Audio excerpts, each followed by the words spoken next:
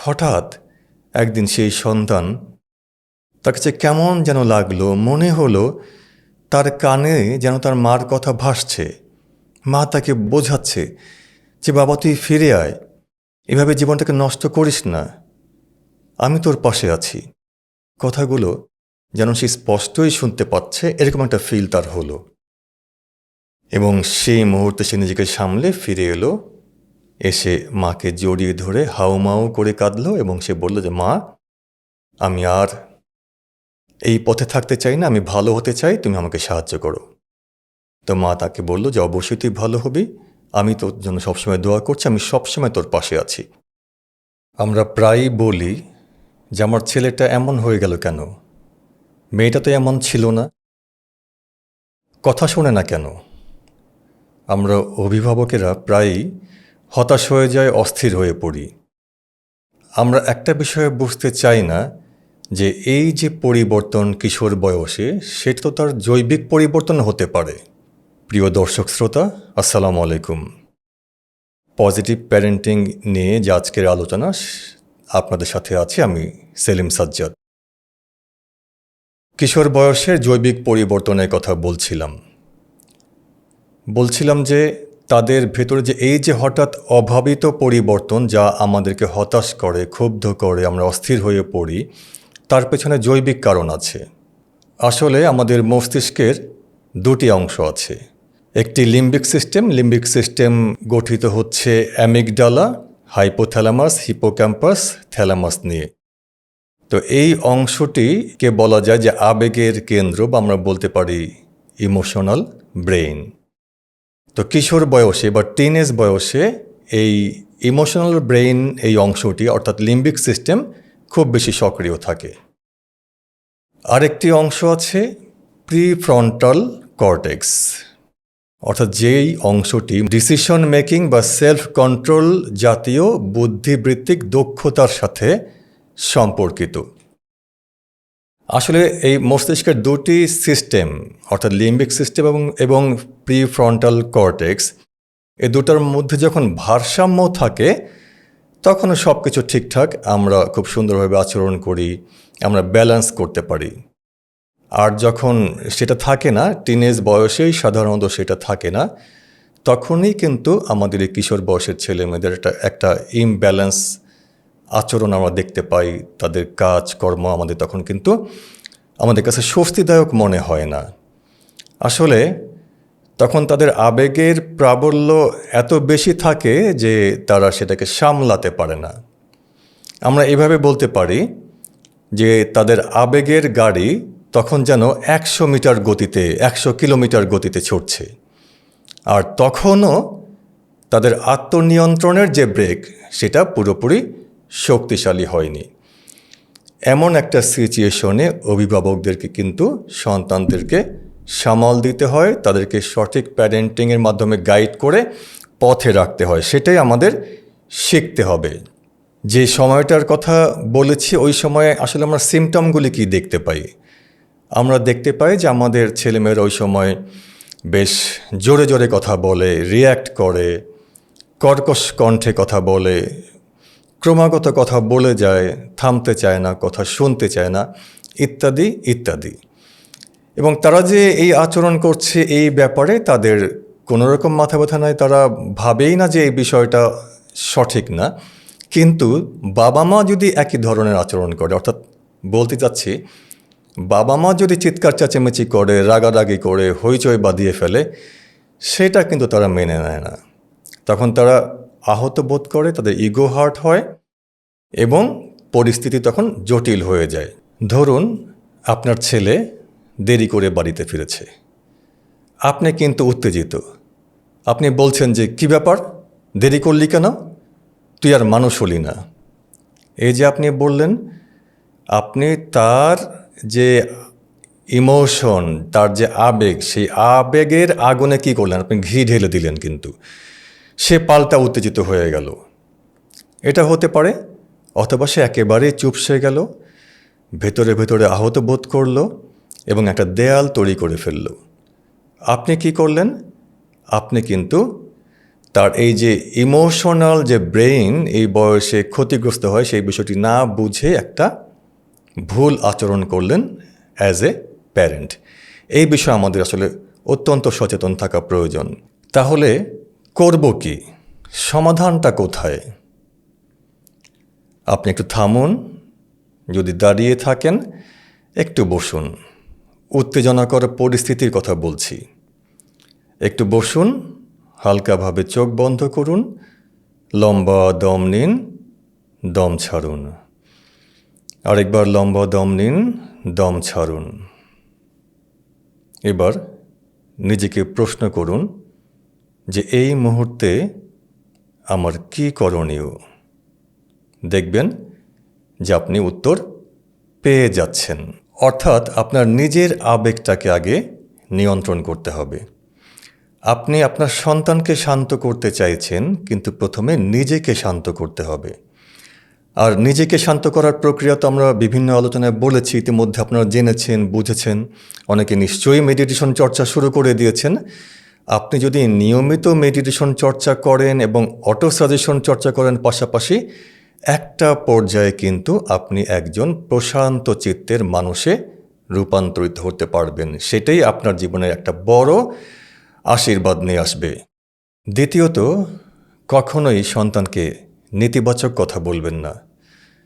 সন্তান ভুল করবে এটাই স্বাভাবিক, কিন্তু আপনি বলবেন না যে তুই শেষ। শেষ বললে কিন্তু আসলে সে শেষ হয়ে যেতে পারে। বরং আপনি বলুন যে বাবা, তুমি ভুল করেছো, আমি কষ্ট পেয়েছি, কিন্তু আমি বিশ্বাস করি তুমি নিজেকে শোধরাতে পারবা। আর সবসময় মনে রেখো যে আমি সবসময় তোমার পাশে আছি। এই যে আপনি তাকে চমৎকার একটা অনুভূতি দিলেন, তাকে বললেন যে আমি তোমার পাশে আছি, আমি তোমার সাথে আছি, এবং মনে মনে তার প্রতি সমমর্মী থাকলেন, এই যে একটা ফিল তাকে দিতে পারলেন, এই ফিল কিন্তু তার প্রিফ্রন্টাল কর্টেক্সটাকে সক্রিয় করবে, অর্থাৎ তার বুদ্ধিবৃত্তিক যোগ্যতা বা দক্ষতাটাকে শানিত করবে। এবং তখনই মূলত ধীরে ধীরে সন্তান তার আবেগ এবং বুদ্ধিবৃত্তির মধ্যে একটা ভারসাম্য সৃষ্টি করে ক্রমশ ম্যাচিউরড হয়ে উঠবে। একটা বিষয় সবসময় মনে রাখবেন যে সন্তান কখনো খারাপ হয় না, সে পথ হারায় মাত্র। তার যে অসংযত আবেগ তা তাকে সঠিক পথ থেকে দূরে ঠেলে দেয়। আপনি শুধু সন্তানের এই উত্তেজনার আগুনে কখনো ঘি ঢেলে দিবেন না, বরং শান্ত জল ঢেলে দিয়ে আগুনটাকে নিভিয়ে দিবেন। এবং তাহলেই একেবারে বিপথে চলে যাওয়ার মতো পরিস্থিতি থেকেও আপনি কিন্তু সন্তানকে ফেরাতে পারবেন। একটি চমৎকার ঘটনা শেয়ার করছি। এটা তাইওয়ানের একটি ঘটনা। তাইওয়ানের একজন লেখক, বিখ্যাত সাংবাদিক, তার শৈশব কৈশোরের ঘটনা। তখন তিনি ছাত্র হিসাবে মোটেও ভালো ছিলেন না, একেবারে বলা যায় বাজে ছাত্র হিসাবে পরিচিত ছিলেন। তার অনেক শিক্ষকই তাকে পছন্দ করতো না, কিন্তু একজন শিক্ষক সবসময় তার উপর ভরসা রেখেছিল, বিশ্বাস রেখেছিল। সে তাকে তার বাসায় ডাকতো, তাকে খাওয়াতো এবং মমতা নিয়ে পড়াতো। এবং সবসময় তাকে একটি কথা বলতো, দেখ, আমি 50 বছর ধরে শিক্ষকতা করছি, আমি জানি কার মধ্যে বড় হওয়ার শক্তি আছে, তুই পারবি। তো প্রায়ই তাকে কথাটা বলতো, শুনতে হঠাৎ একদিন তার মধ্যে কিন্তু এটা ক্লিক করেছে। তার নাম হচ্ছে লি কিন হুয়ান। সে ভাবলো যে স্যার এত করে বলছে, তাহলে অবশ্যই আমার মধ্যে বড় হওয়ার শক্তি আছে। পড়াশোনায় লেগে গেল এবং একটার পর একটা পরীক্ষায় কৃতিত্বপূর্ণ ফলাফল করে অবশেষে সে একটা ভালো পত্রিকায় চাকরি পেল। এবং একদিন সেই পত্রিকায় সে একটা রিপোর্ট লিখল। রিপোর্টটা ছিল হচ্ছে একটা চুরির রিপোর্ট। সেই রিপোর্টে শেষে সে একটা কথা লিখল এরকম, যে চুরির ক্ষেত্রে এত নিখুঁত যার পরিকল্পনা এবং এত সুন্দরভাবে যে সেটাকে বাস্তবায়ন করতে পারে, সে চাইলে যে কোনো কাজে সফল হতে পারে। তো ঘটনাক্রমে সেই রিপোর্টটা আবার পড়েছিল সেই চোর, এবং এই শেষ লাইনটা পড়ে সে চোরের মধ্যে একটা কিন্তু ভাবান্তর হলো। সেও ভাবলো তাই তো, তাহলে তো আমিও অনেক বড় হতে পারি। পরবর্তীতে 20 বছর পরে সেই চোর সেই সাংবাদিক লি কিন হুয়ান তার সাথে দেখা করল। দেখা করে বলল যে আমি সেই চোর, আমি ছিলাম, এখন আমি একজন বিখ্যাত মিলিয়নিয়ার, একজন তাইওয়ানের বিখ্যাত ব্যবসায়ী। আপনার চুরির রিপোর্টের শেষ কথাটি আমার জীবনটা বদলে দিয়েছিল। আসলে একটা ভালো অনুপ্রেরণাদায়ক কথা কিন্তু যদি ক্লিক করে, আপনি যদি সেভাবে বলতে পারেন, আপনার সন্তানের জীবনটাও কিন্তু এভাবে বদলে দিতে পারে। এত কিছুর পরেও যদি বলেন না, কোনোভাবেই আমার সন্তান কথা শুনছে না, কোনোভাবেই তাকে পথে ফিরিয়ে আনতে পারছি না, তারপরেও আমি বলবো যে আপনাদেরকে যে না, এর পরেও কিন্তু উপায় আছে। আসলে কি করতে হবে? সব সময় নিজেকে আগে শান্ত রাখতে হবে। শান্ত রেখে উত্তেজনাকে দমন করে আপনাকে এই মুহূর্তে সাজেস্ট করছে একটি অটো সাজেশন। সে অটো সাজেশনটা আপনি নিয়মিত চর্চা করুন। অটো সাজেশনটি হচ্ছে, উত্তেজনার মুহূর্তে নিক্ষিপ্ত বাক্যবাণ শানিত ছোড়ার মতোই হৃদয়ে বিদ্ধ হয়। আমি আমার উত্তেজনাকে দমন করব, নিজেকে শান্ত রাখব। এবার নিজেকে শান্ত রাখুন এবং মেডিটেশন যদি আপনার জানা থাকে তাহলে মেডিটেটিভ লেভেলে চলে যান এবং সেখানে গিয়ে আপনি আপনার সন্তানের মধ্যে যে ধরনের পরিবর্তন দেখতে চান, ব্রেন টু ব্রেন সে মেসেজ পাঠান এবং নিয়মিত ধৈর্য ধরে বিশ্বাস রেখে এটি করে যেতে পারলে একসময় দেখবেন যে ঘটনাটা এমন ঘটবে যেটা কিনা আপনার বিস্ময়কেও হার মানাবে। এমন একটি ঘটনা বলে আজকে আমার আলোচনা শেষ করব। বাস্তব ঘটনা। এক মা, তার 2 সন্তান ছিল। ছোট সন্তানটি বেশ ভালো, লেখাপড়ায় খুব মনোযোগী, সে ভালো ফলাফল করছে, কিন্তু বড় সন্তান কিন্তু একেবারে পড়াশোনা করে না, মোটামুটি বলা যায় যে সে বকে গেছে, বিপথে চলে গেছে, এমনকি সে নেশায় আসক্ত হয়ে পড়েছে। পরিবারের চরম একটা অশান্তি বিরাজ করছে, কোনোভাবেই তাকে পথে ফেরানো যাচ্ছে না। অনেক বোঝানোর পরেও হঠাৎ মায়ের মনে হলো, আচ্ছা আমি তো মেডিটেশন জানি, তাহলে তো মেডিটেশনের মাধ্যমে আমি আমার সন্তানকে তো ব্রেন টু ব্রেন মেসেজ পাঠাতে পারি। কারণ সে জেনেছিল যে যখন বিটা লেভেলে অর্থাৎ সচেতনভাবে কথা বলে কারো শোধরানো না যায়, তখন মেডিটেটিভ লেভেলে কিন্তু ব্রেন টু ব্রেন মেসেজ পাঠিয়ে কিন্তু শোধরানো সম্ভব। মেডিটেশনের এটি একটি প্রক্রিয়া এবং যে বলা সেই কাজ। সে এরপর থেকে নিয়মিত মেডিটেশন করতে লাগলো, মেডিটেটিভ লেভেলে চলে গেল এবং মেডিটেটিভ লেভেলে গিয়ে চমৎকার অটো সাজেশন বা কমান্ড পাঠালো সন্তানকে যে বাবা এভাবে বলছে খুব মমতা নিয়ে, বাবা এভাবে জীবনটাকে নষ্ট করিস না, তুই ফিরে আয়, ভালো হয়ে যা, আমার কথা শোন বাবা, আমি তোর পাশে আছি। দিনের পর দিন বিশ্বাস নিয়ে ধৈর্য ধরে সেইভাবে ব্রেন টু ব্রেন মেসেজ পাঠাতে লাগলো।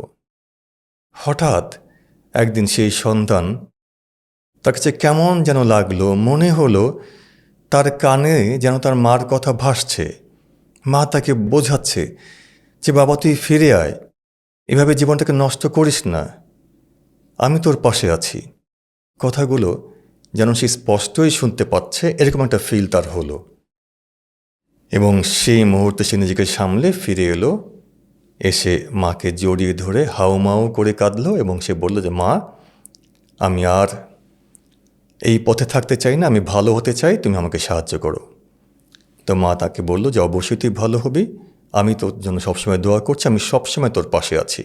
এবং আস্তে আস্তে ধীরে ধীরে সন্তানের মধ্যে রূপান্তর হলো এবং একটা পর্যায়ে কিন্তু সেও সফল মানুষে পরিণত হলো।